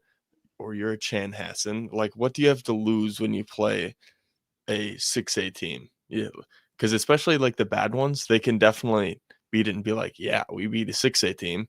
But if you lose to even a middle of the road 6A team, Chan losing to Mounds View potentially, right? It's not the worst look for them. But I think 6A teams would be if we lose to that team, that would be more of a bad look than. I think they would be a little bit more nervous, because there are, I think, a decent amount of 6A teams that could lose to 5A teams. I'm just going to say, that. Just seeing Coach Wilkie down at the prep hall today. Is he going to get back into coaching high school? That's a good question. I think he'd be a very good candidate for the Wayzata job, although I selfishly don't want him to get a coaching job. Because I enjoy doing the podcast with him every week, and that would stop if he does. But I know he's one hell of a coach. He was my favorite coach, and that's why I have him on. So I know any program would be very lucky to have him as a coach, and any, not just program, but any player that would get the privilege to be under his tutelage, his coaching, would benefit greatly from that. I know that, but I don't know. He's got some. I think he's chill. I don't think he's rushing to get back into coaching as of right now. I think he's fine where he's at, but things change, especially when you're doing coaching. Did you go to the Kennedy Jefferson game, Caleb? I did go to a Kennedy game. I went to 2 of them, and I went to a Jefferson game. I don't think I went to when they were playing each other. Becker hated having to play Buffalo back in the day. Buffalo and Becker were playing each other back in the day when there weren't 7 classes. I bet some good stuff there. Kind of like how I forgot. I think it was like Ricori was playing a 6A team in the state title like a few years back, and I was like, wait, what? Like in the 80s, seeing stuff like that is just jarring nowadays. I have an extreme case from early 2000s. Edina played Albany 2 years in a row. Edina was 5A and Albany was 3A ranked at the time. 3A top ranked at the time. So a really good 5A team playing a really good 3A team. I'd love to see it. I would love to see it. Maybe let's bring the 2000s back, Timothy Johnson. What do you think? Huh? It's a sweet car there too. That is. I mean, what would the modern day equivalent of that? That'd be like Wasika playing like Chanhassen. I guess it might be interesting, but I don't know. I still might favor Chan in that game. Actually, you know what? No, I'm not going to. Okay. If favoring Chan didn't work out. If Chan played, I don't want to say like the worst team in 5A, what would you say? I don't know. I think Chan's going to win that game. So what's the difference? Let's get these scheduling gurus and be like, let's schedule at least a few games that we're going to make a big deal in this season, that we're going to have 2 good teams that aren't in the same classes. We're going to get a unique matchup for everybody to watch. I feel like there's no loss to that, especially because it doesn't have to be far away. A lot of these classes are in the same general vicinity. So, and now you don't even have an excuse with Moorhead doing what they're doing every week. So true. Whatever. Just thought of a funny geographic one because these 2 are big wrestling rivals, but New Prague versus Prior Lake, like those 2 playing in football would be pretty funny. I don't think that'd end well. Maybe next year. Minnesota versus Annandale. Ooh, yes. That'd be a sick matchup. Please. Do you guys like the idea of Maroon teams getting automatic low seeds for schedule relief? 100%. Yeah. No, that's without a doubt. It's almost a necessity. Yeah, I mean, like we saw it because who was the 7th? Well, a bad example with the Metro West, but Hopkins was the 8th seed, and Wayzata was the 7th seed, and obviously Hopkins 4-4, Wayzata 1-7. Wayzata did okay against Lakeville South, but if you put Hopkins against Lakeville South, I mean that's gonna be like a 60-0 blowout. Like that just. Yeah. Maroon teams are maroon for a reason, and they know they're not going to go far in the playoffs. So I think it's a fair exchange. That's why their coaches volunteer them to be there. For as much as maybe coaches don't want to admit it and don't want to tell the players, it's the unfortunate reality.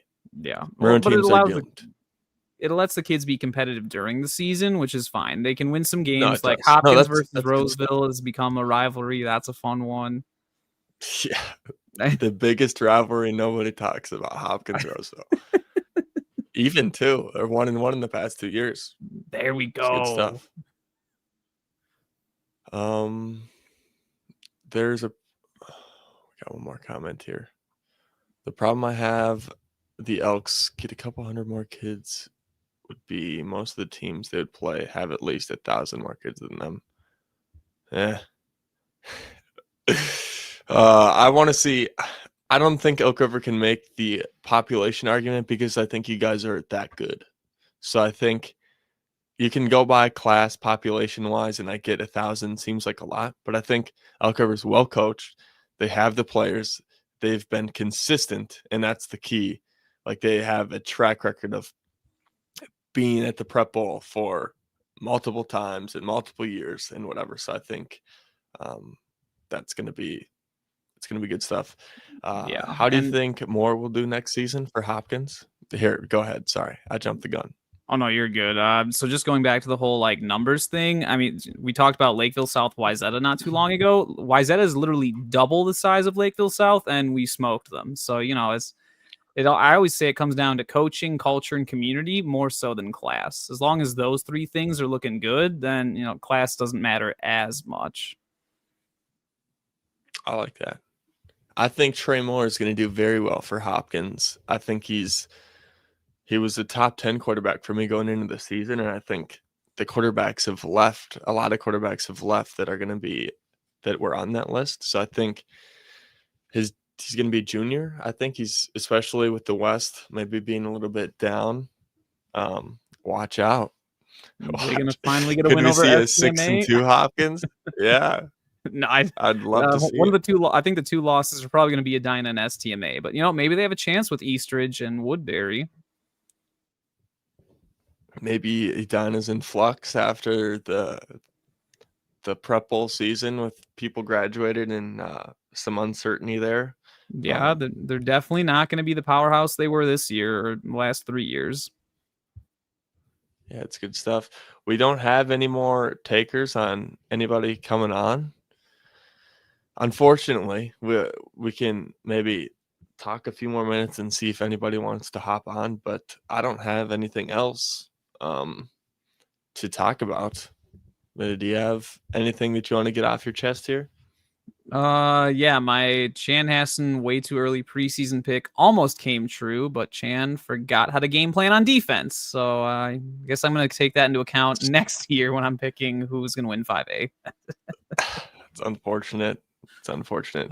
Let's give our we'll answer this question, and if nobody emails in, we'll end the stream there. So email the email on your screen, subject line Prep Bowl Show, to get on as a guest if you want to. And if we don't have any emailers email in after this question, we're gonna end the stream. So if you had to, I'm gonna eliminate the spuds from this discussion to make it a little bit more interesting for me. Ooh. If you can't, I don't even know if your pick would be Moorhead.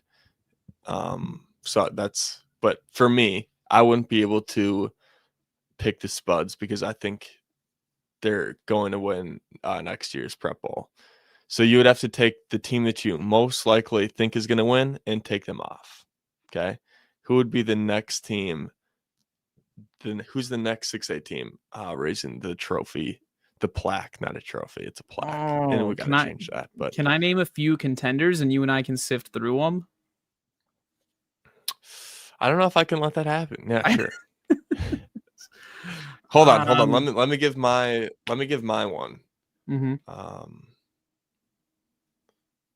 I'm saying Shakopee resurrects themselves. That was the first one I was thinking of. And I'm saying if anybody's gonna challenge Moorhead, it's gonna be Shakopee, especially with that defense.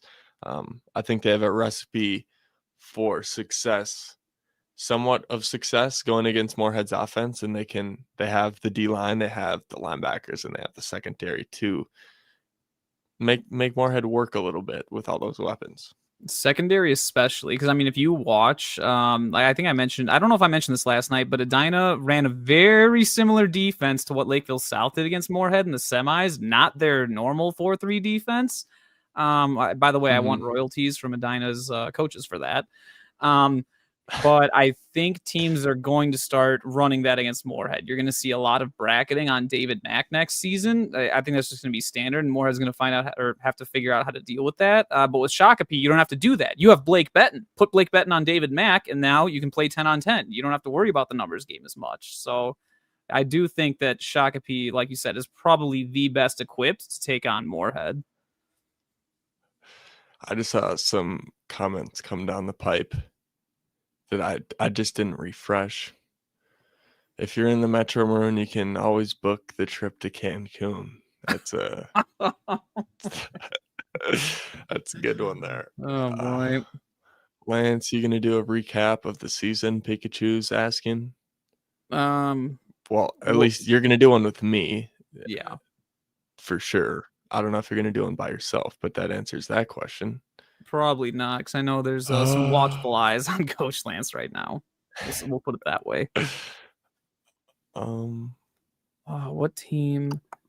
Goodness, I'm thinking Centennial was one of my contenders because they're going to have a good class still, but quarterback turnover and apparently now head coaching turnover, so I'm going to throw them in the wastebasket. Got it. If I had to pick a team from the North, I think it would be Champlin Park. Yeah. And that's one of the comments to come up with, because I heard they were young this season, and Centennial, they got a few guys coming back, but they have a lot of contributors leaving.